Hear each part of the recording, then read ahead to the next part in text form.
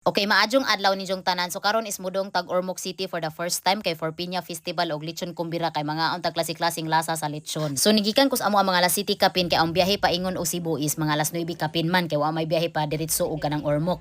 Unsa karon naka business class mi karon kay syempre nakaahon ba kay mi sa kahirafan. Oh, di ba? Unsa giaong gi videohan ning eroplano kay basin di pugpuhon maka business class pud aning eroplanuhan ni. Oh, di ba? So pag abot na mo sa Cebu mga 2 hours na may biyahe gikan Tagbilaran. So igura po mining sod og kanang pantalan og balik kay syempre mo sakay nang puta paingon og Ormoc 3 hours baya po di biyahon. So Ocean Jet ra gyapon ang gisakyan paingon og Ormoc. So same rag pantalan ang paingon Tagbilaran og paingon og Ormoc. So less hassle ra gud siya kay igura man kamo sod og balik og pantalan sa huwat ra ka og boarding, o di ba? So niabot nami sa Ormoc City with my siblings charis, with my sister og ang mama no. So kun nakalugsong jud og bowl kay sige jud lumlum. Ya karon niabot nami diri sa Ormoc City, the city of beautiful people. Wow, di ba? Ya pag abot ana ning diretso na may check-in og hotel kay syempre para maka freshen up spud ta o makabilin tas atong mga gamit kay mo diretso na pud kaon og panihapon karon kay sa Zoom mga tog karon kay para ma-recharge you tap for tomorrow. Oh, di ba? Kay ugma man ang Piña Festival. So nahurot jud among usa ka adlaw sa biyahe kay total of 5 hours or 6 hours da including gikan pas amoa, o di ba? So muni siya ang view sa mong hotel, community view jang atbang ana is na Robinson, o di ba? Unya karon ning dong sa miog kanang Pinjahan, muni siya ang mga tamnanan sa Pinjahan, busa mi manihapon kay malabyan ra man pud siya, no? So nindot unta ni siya pag nay sunset kay najoy sunset view jud ani nya ga cloudy man. Nya pag human ana ning diretso nami sa restaurant kay para mohab-hab nami, o di ba? So natay lumpia, sisig, na atay sinabawan nga tibuok manok o katong sinugba nga tuna. So abi siguro ni Miss Kim nga kusog kumukaon ba, ano ba? So makita man po sa inyong panglawas nga tama-tama ra jud kumukaon, di ba? Nya paghuman ana ning diretso mi sa museum, so makita ninyo ang museum no. So angay ni sila panganlan og the City of Disney Princess kay mura magkasol ni ilang museum, di ba? Unsa gasuroy-suroy ko so makita dinyo ni nga murag kanang mako sa mo jud ilang park, pwede jud ka taas na mo kag katamblingan ba, no? So daghan so pwede magzumba-zumbaan ni kay lugar jud siya kaayo. Zaga suroy-suroy sa mini Miss Kim while talking kay para to know more about Ormoc City kay para makarelate po ta sa atong mga gipanglabyan ba. Unsa karon ning sud pumi sa ilang museum kay para makita jud nato ilang mga history. Unsa pagkaugmaan na kay day 2 naman ni siya, so diretso na kog pamahaw dadzon kay naman poy buffet ni among giistihan nga hotel. Unsa ana sila lami jud kuno ang pinja kuno sa Ormoc, lahi ra jud kuno sa uban. So ning pagtilaw jud na nakaingon jud nga lahi ra day jud siya. Like kanang dili siya tubigon, kanang crunchy pa jud siya. Karon ako katilaw pinja nga crunchy. So I think I like this kind of pinja jud. Kay kanang murag dili siya makabong ba. Nya pagkahuman ana ning lingkod ramig karidyo, ning libang ramig karidyo gitagbo na day pod mini Miss King kay para maniudto na day pod, o di ba? So magsigil lang tagkaon-kaon ani for today's video, o di ba? Unsa tinagbo pa jud ta ani kay murag VIP pud ta karon ra ba jud ta ma VIP no? Karon ra jud tang ani ra jung panahona jud, o manang feel the moment. Unsa karon na matikdan no ning Ormoc City no is kanang di mo kay makita nga basura. Mo jud na matikdan na mo ni mama nga wala kay murag mga pakpak sa sigarilyo mga inana ba. Like well disciplined jud about sa mga basura. Unya karon na niudto na pod mi ani nga nay mga seafoods daghan, nay mga klase-klaseng isda. So mo ni siyang gi-order namo scallops, nay sabaw isda o kanang sinugbang baboy. Unsa kaning pinirito nga pumpano. Lami nilang piniritong pumpano nga naay daghan kayong garlic. So that's the best. Unsa pagkahuman ana asa nang pumidong karon, sumudong mi karon sa ilang fencing hall. So muna siya ang traininganan sa mga kana bitong maglabtik-labtik og mga code og silhig, charis, di ba? Kanang murag magkuan-kuan, kanang murag di na ma-explain. Oy basta fencing. Sa karon giambak-ambak no ning kaning kuan kay feel no murag maabot man no siya pero feel ra dayto na ho. Sa ikatulo ba namong umambak murag ning us-us jud among kinaon. So murag ning luag jud ang tizan. So murag ning tilaw man nilang dukot ice cream. So it's interesting no kay kung naatay charcoal ice cream sa Bohol na po ni sila dukot ice cream, o di ba? Palaban jud pud ni sila. Ya karon ning balik rami sa hotel naligo ko kay init kaayo kay murag igang no. So nagpagwapa tag balik kay para magwapa jud tan-awon kay karon man ang Piña Festival. So ga-start ni siya 4 PM gikan sa Robinson, magparade man ni sila. So kami dili nami mo parade kay mga tapuan ba imong baktas. So ni diretso nami sa kuan amo nagsuroy-suroy lami nagtanaw-tanaw mi sa mga costume no. So kaning mga nang apil aning mga ground showdown mga high school, college ni sila. Unsa before nag-start na sinanganta nay nanayaw. Unsa nanapoy tawag ani muraga contest sa pamakuay og palamiay silang mga higantes. Unsa karon finally nagsugod na jud ang mga showdown.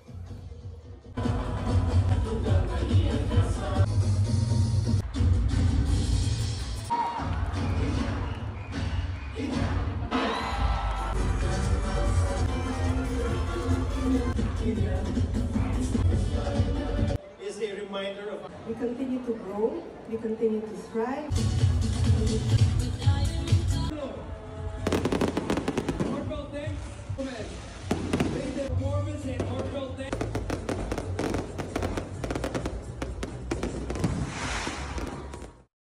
So today is another day, so wala tay event karon, so maglaglaag rami around Ormoc City, pero before ana mangaon sa tag buffet. So jogging sa ko mga 3 seconds sa hotel kay murag wala ra ba tay jogging murag apil na iba na sa tuang routine. Wow, feeling naman.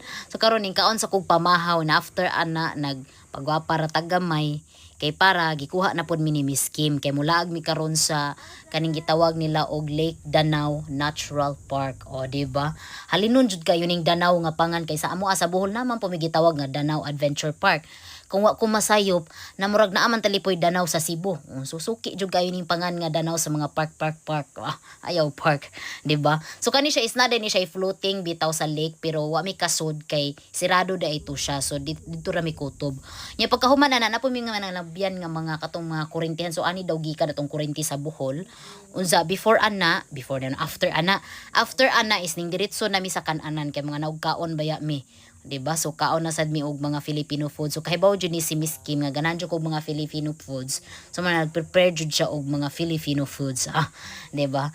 So na jud tay di jud mawa nang kinilaw ana. Ganahan jud kog kinilaw kung lami gani ang kinilaw, lami jud na inyong sudan. Oh, diba? After na mugkaon na ning dong na mig City Hall ning suroy pod mi. So nay mga local vendors no. So aning time man naninda ang mga local vendors og mga gulay, sani panada ilang mga produkto. Kay para pod mahalin jud na siya kay siyempre nagoy mamayad og mga tax o sa mga barinon mahalinan jud. Kay while gahwat-huwat palit na naman po kag gulay.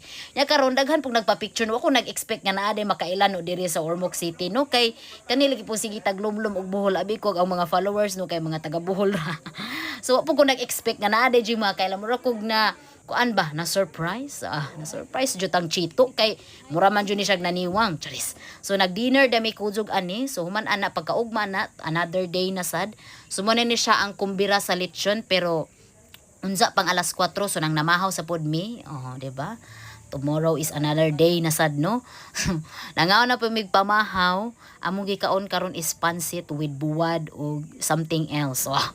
Unsa pa ko man ana awan ning request ko nga gusto kong maglaglaag around Ormoc City using the local transportation kay para ma-feel ginatong Ormoc City. So naglaglaag ko sa mga malls kining palit ko mga cute stuff. Kaya naman sila Rovenso na po ni sila SM. Unja pagmudong gani ko sa ibang country no ang usang itinerary gyud no is mudong gi ko groceryhan. So mo gina siya. So karon ning tan-aw ko silang groceryhan na sila ilang apple tag 65 labaw ra ang Bohol tag 70. So napud sila rice so ilang rice nga 5 kilo is nasa mga 300 to 400 ang presyo ang 5 kilo nila. Unja paghuman ana is ning dong mi sa SM so nagsakay ra po mi og tricycle maura siya pliti po sa Tagbilaran 15 pero maura pod sila nga kanang pangutan-on ra to ikaw ma'am pili hatag nimo ma'am o maura jud pod sila di ba?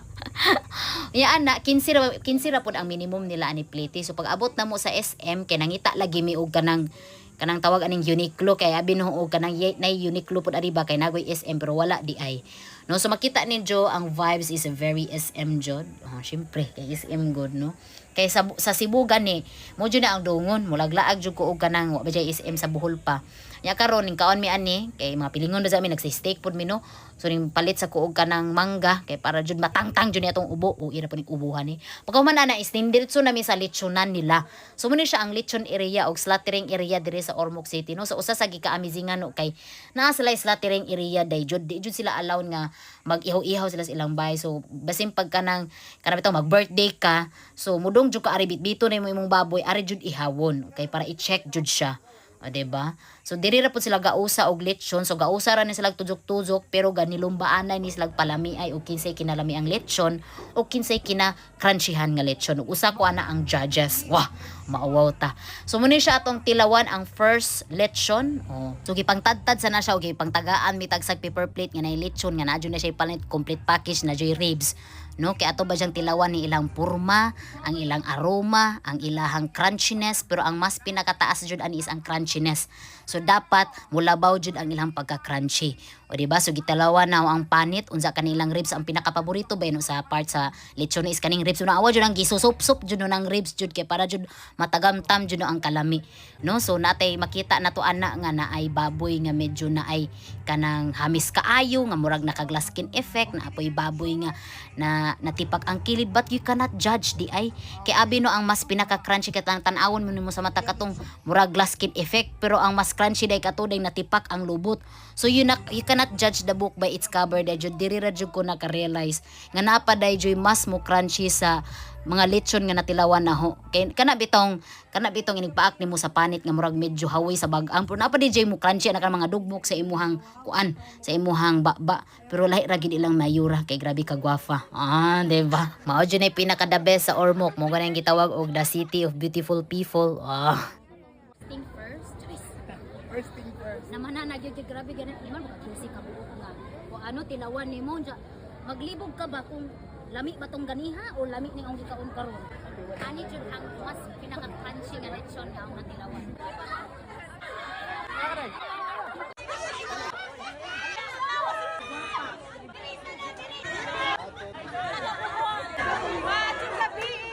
Watching gabi, Ormoc. Thank you, Ormoc. And that's it. This is missing. Wow!